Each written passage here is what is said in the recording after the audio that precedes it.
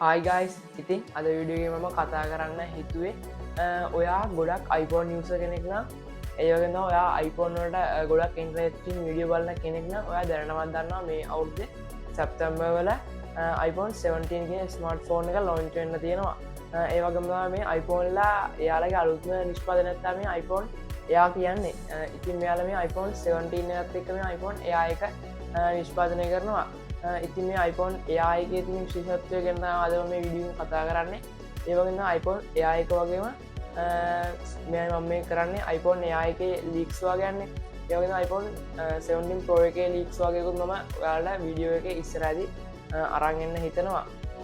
ඒ වගේම තමයි ඉතින් මොකද්ද මේ iPhone එයා කියන්නේ? ඒ වගේම මේ ෆෝන් එක iPhone Pro model වලට වඩා ගොඩක් thin වේද? ඒ වගේම මේ ෆෝන් එකේ price එක කොහමද යන්න වගේම මේ ෆෝන් එකේ performance කොහමද වගේ දේවලුත් මම මේ වීඩියෝ එකේ කතා කරනවා. ඉතින් මම හිතනවා මම දැන් කතා කරා ඇති කියලා. එහෙනම් අපි යන වීඩියෝ එක පැත්තට. ඒ වගේම තමයි මගේ channel එක subscribe නොකර වීඩියෝ බලන කෙනෙක් නම් channel එක subscribe කරලා උඩ දෙන bell එක ගන්නත් ඕල් දාලා තියාගන්න. එතකොට තමයි මම දාන වීඩියෝ ඔයා ළඟට එන්නේ. ඉතින් ඒ වගේ තමයි මේ වීඩියෝ එකට like එකක් දාන්න අමතක කරන්න එපා. ඉතින් ඔයා දාන like එක මේ වීඩියෝ එකට කරන ලොකු උදව්වක්. එහෙනම් අපි දැන් යන වීඩියෝ එකට.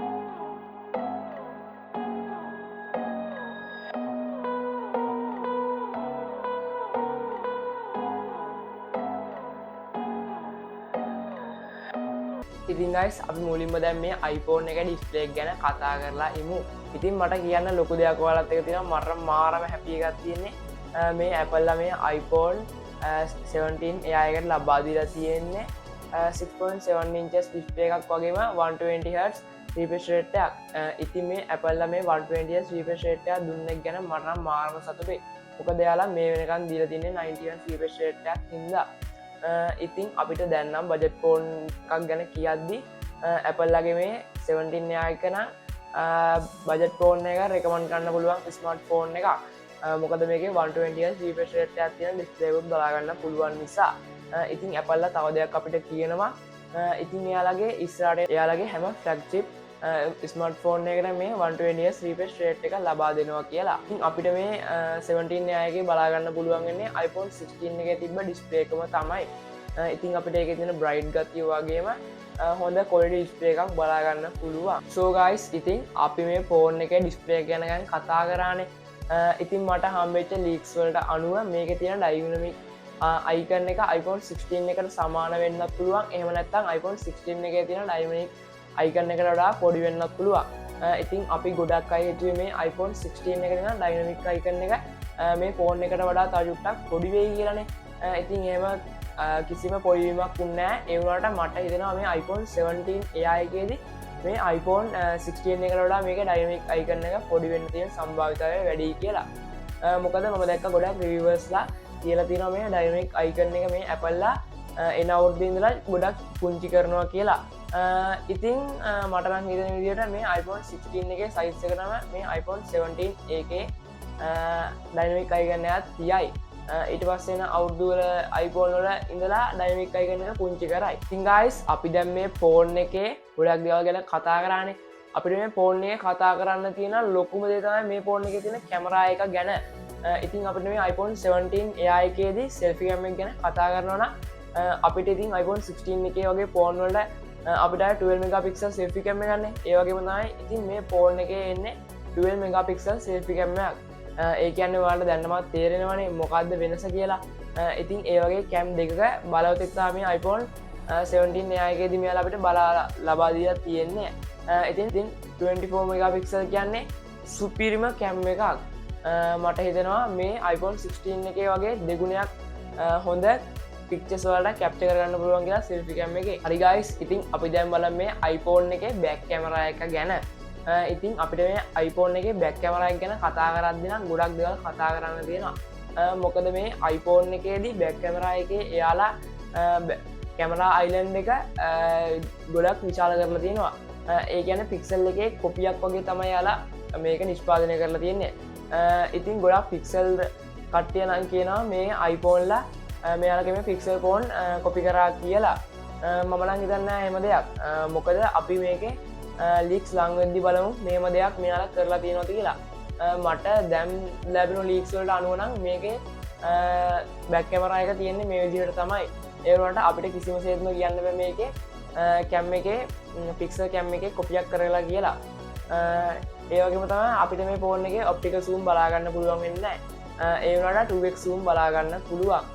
ඉතින් මේකේ කැම් එකේ එනවා කියන්නේ 48 megapixels බැක් කැමරා එකක්. ඉතින් අපිට මේකෙන් ෆිල්ම් එකක් උනා ෂූට් කරගන්න පුළුවන් හැකියාවේ සුපිරි කැම් එකක් අපිට බලා ගන්න පුළුවන්.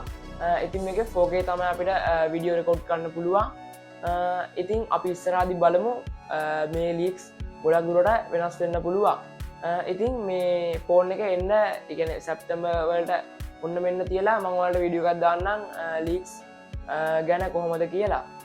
ඉතින් guys දැන් කතා කරන පාර්ට් එක තමයි මේ වීඩියෝ එකේ වැදගත්ම පාර්ට් එක විතර බලා ගන්න පුළුවන් වෙන්නේ.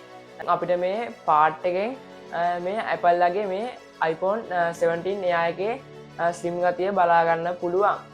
ඉතින් ඔයාලා මතකයිනේ iPhone 6 එක වේවා 7 එක වේවා ඒ වගේම 8 එක වේවා ඒ ෆෝන් ඔක්කොම ගොඩක් තින් ෆෝන්.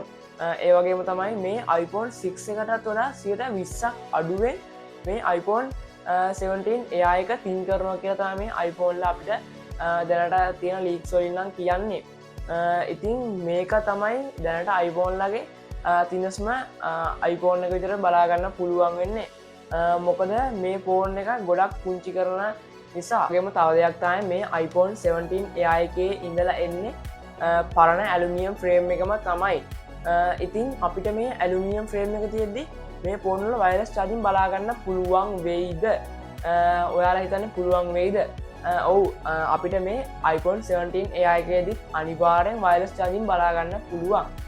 ඉතින් දැනටමත් iPhone ලා කියන විදිහට එයාලා දැනටමත් පුංචි ට්‍රික් එකක් භාවිත කරලා ඒ වයර්ලස් චාර්ජින් මේ ෆෝන් වලට ලක් කරන්න බලනවලු. ඉතින් අනිවාර්යෙන් බය වෙන්න දෙයක් නැහැ. අනිවාර්යෙන් අපිට වයර්ලස් චාර්ජින් මේ ෆෝන් වල බලා ගන්න පුළුවන්. ඒ වගේම තමයි මේ ෆෝන් එක ගොඩක් ස්ලිම් කරන්න ඕන නිසා මේ ෆෝන් එකේ SIM slot එකක් අපිට බලා ගන්න පුළුවන් වෙන්නේ නැහැ. ඉතින් මේ ළඟදී ආපු iPhone 16e එකෙත් අපිට SIM slot එකක් බලා ගන්න පුළුවන් වුණා. ඉතින් මේ iPhone 17 AI එක intelligence අතින් බැලුවත් ඒ කියන්නේ තාක්ෂණයට දියුණු ෆෝන් එකක්නේ. ඉතින් දැන් තාක්ෂණය SIM භාවිත කරන එක අඩු වෙලානේ තියෙන්නේ. ඉතින් අපිට මේ SIM භාවිත කරන එක අඩු කරන්න තමයි මේ eSIM කියන SIM එක ඇවිල්ලා තියෙන්නේ.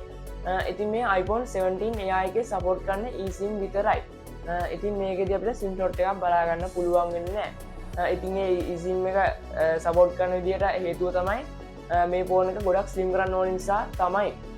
ඉතින් මේකේ SIM slot එකක් තිබුණ මේ ෆෝන් එක SIM කරන්න ගොඩක් අමාරු නිසා තමයි මෙයාලා මේ ෆෝන් එකෙන් SIM slot එක අයින් කරලා තියෙන්නේ. ෆෝන් එක SIM කරන්න ඕන නිසා තව දෙයක් මේ iPhone ලා මේ ෆෝන් එකට කරනවා. ඉතින් මේ ෆෝන් එක charge කරන charging port එක type C port එකක් තියෙන්නේ. දැන් අලුතෙන් එන iPhone ඔක්කොම තියෙන type C port නේ. ඉතින් මේ type C port එක පොඩ්ඩක් විතර එහාට එන්න තමයි මෙයාලා ඒක මොනවද කරන්නේ. ඉතින් දැන් තියෙන leaks වලට අනුව තමයි එහෙම කියන්නේ. ඉතින් අපිට හරියටම කියන්න බෑ මේක ඇත්තද කියලා. ඉතින් ෆෝන් එකේ එන්න මාස දෙක තුනක් තියලා හරියටම අපි වීඩියෝ එකක් දාමු. එතකොට අපිට මේ leaks ඇත්තද බොරුද කියලා බලා ගන්න පුළුවන්. ඉතින් guys අපිට මේ iPhone එකක් අතර ගත්තකොට අපිට පල්ලෙහා සයිඩ් එකේදී main speakers බලා ගන්න පුළුවන්. ඒ වගේම mic එකක් බලා ගන්න පුළුවන්. ඒත් එක්කම අපිට charging port එකක් බලා ගන්න පුළුවන්. ඉතින් මේ iPhone 17 AI එකේදී මේ පල්ලෙහාන් තියෙන main speaker එක එයාලා නැති කරනවලු. ඉතින් ඒ වෙනුවට එයාලා අපිට earpiece එකේ තියෙන speaker එක තියෙන්නේ ඒක විතරක් එයාලා අපිට ලබා දෙනවලු. මොකද එතකොට මේ ෆෝන් එකේදී එයාලට ගොඩක් ඉඩ ප්‍රමාණයක් ඉතුරු කරගන්න පුළුවන්. එතකොට අපිට පල්ලෙහාදී බලා ගන්න පුළුවන් වෙන්නේ charging port එකත් එක්කම microphone එකක් විතරයි. ඉතින් අපි තව ටිකක් ඉස්සරහදී බලමු මේ leaks කොහමද කියලා. මේ leaks ඇත්තද බොරුද කියලා අපි හරියටම දන්නේ නැහනේ. මම ඉස්සෙල්ලා කිව්වා වගේ අපි තව මාස දෙක තුනකින් බලමු මේවා ඇත්තද බොරුද කියලා. ඉතින් guys මේ ෆෝන් එකේ තියෙන processor එක ගැන කතා කරනවා අපිට මේ ෆෝන් එකේදී බලා ගන්න පුළුවන් වෙන්නේ A19 Bionic කියන chipset එක නන් නෙමෙයි. ෆෝන් එකේදී බලා ගන්න පුළුවන් වෙන්නේ A19 chipset එක විතරයි. ඉතින් අපිට මේකෙදී Bionic එක බලා ගන්න පුළුවන් වෙන්නේ 17 Pro 17 Pro Max වගේ ස්මාර්ට්ෆෝන් වල විතරයි. ඉතින් ඒත් එක්ක මේ ෆෝන් එකේද අපිට මෙයාලා 8GB RAM එකක් බලා ගන්න පුළුවන් කරලා දීලා තියෙනවා. ඉතින් මේක මෙයාලා 8GB RAM එකක් විතර අරන් ඉඳලා තියෙන්නේ. මෙයාලගේ Apple Intelligence තව ටිකක් වැඩි කරනවානේ. ඉතින් ඒවට සපෝට් කරන විදිහට තමයි මෙයාලා මෙයාලගේ RAM එක තව ටිකක් වැඩි කරලා තියෙන්නේ. ඉතින් ගයිස් අපිට මේ iPhone එකේදී මේක තිබ මේන් ස්පීක එක මුළුමනින්ම මේ ෆෝන් එකෙන් අයින් කර දැම්ම. ඒක තමයි මේකේ තියෙන SIM slot එකත් මේ iPhone 17 Air එකේදී මෙයාලා අයින් කරලා දැම්මා. ඒ වගේම තමයි මේකේ charging port එක වෙච්ච type C port එක පොඩ එහාට කරා. ඉතින් මේ ෆෝන් එකේ ඉඩකඩ ඇති වෙන්නනේ මෙහෙම කරේ. ඉතින් ගොඩක් අයට හිතන්න පුළුවන් මේකේ බැටරි එක කොහොම පොඩි කිරීමක් කරලා තියෙනවද කියලා. ඉතින් මට තේරෙන විදිහට නම් තාම අපිට ඒ කියන්නේ ලීක්ස් වලින් මම නම් එහෙම දෙයක් දනුන්නේ නැහැ. මේකේ බැටරි එකේ පවර් එක ගැන තාම මට ආරංචියක් ආවේ නැහැ. ඒ වුණාට මේකේ බැටරි එක නම් හොඳ පවර්ෆුල් බැටරි එකක් අපිට බලා ගන්න පුළුවන් වෙනවා කියලා මේ Apple කියලා තියෙනවා. ඒ වගේ තමයි මේ iPhone 16e එකේ C1 කියලා ප්‍රොසෙසර් එකක් normally මෙයාලා මේ ෆෝන් එකේ ඉන්ක්ලූඩ් කරලා තිබ්බා. ඉතින් මේ ප්‍රොසෙසර් එක මේකටත් ඉන්ක්ලූඩ් වෙයි කියලා මම හිතනවා. ඉතින් මේ ප්‍රොසෙසර් එකෙන් වෙන දේ තමයි 110 ඉඳලා ඔයාගේ ෆෝන් එකේ බැටරි එක 120 දක්වා අප් කිරීමේදී මේක ඔප්ටිමයිස් වෙලා තමයි මේකේ බැටරි එක අඩු වෙන්නේ. ඉතින් මේකේ C1 කියන ප්‍රොසෙසර් එක තියෙන නිසා අපිට කිසිම කේස් එකකට බය වෙන්න දෙයක් නැහැ. ඒ වගේම තමයි මේ Apple එයාලගේ ෆෝන් එකට අලුතෙන් Wi-Fi ඉන්ඩිකේටර් එකක් හදලා තියෙනවලු. ඉතින් මේ Wi-Fi ඉන්ඩිකේටර් එක තුලදී අපිට මේ ෆෝන් එකේදී බැටරි එක ඉතුරු කිරීමේ හැකියාවක් තියෙනවා. මොකද අපිට normally ඉන්ටර්නෙට් ගියොත් ෆෝන් එකේ මොබයිල් data on කරලා අපිට ගොඩක් බැටරි එකක් වේස්ට් වෙනවා බලා ගන්න පුළුවන්. ඒ වගේම තමයි අපිට මේ ෆෝන් එකේදී Wi-Fi පාවිච්චි කරලා විතරක් ඉන්ටර්නෙට් ගියොත් අපිට බැටරි එක ඉතුරු කරගන්න පුළුවන්. ඉතින් එයාලා මෙහෙම normally තව ප්‍රොසෙසර් එකක් හදනවා කියන්නේ අපිට මේකේ බැටරි එක නාස්ති කරගන්න දුව ඉතුරු කරගන්න පුළුවන් කියන එක තමයි. ඒ වගේම තමයි මේ Apple මෙයාලගේ බැටරි එකක් ඒ කියන්නේ මෙයාලගේ තව බැටරි එකක් හදලා තියෙනවා. බැටරි මට මතක නැහැ. Apple බැටරි එකක් හදලා තියෙනවා. මේ බැටරි එක තුලදීත් අපිට බැටරි ඉතුරු කරගන්න පුළුවන්. ඉතින් දැන් අලුත් iPhone වලට ඉතින් මේ අලුත් iPhone 17 Air එකටත් මේ බැටරි පැක් එක යාලා ලබා දෙනවා කියලා තමයි මේ ලීක්ස් වලින් අපිට බලා ගන්න පුළුවන් වෙන්නේ.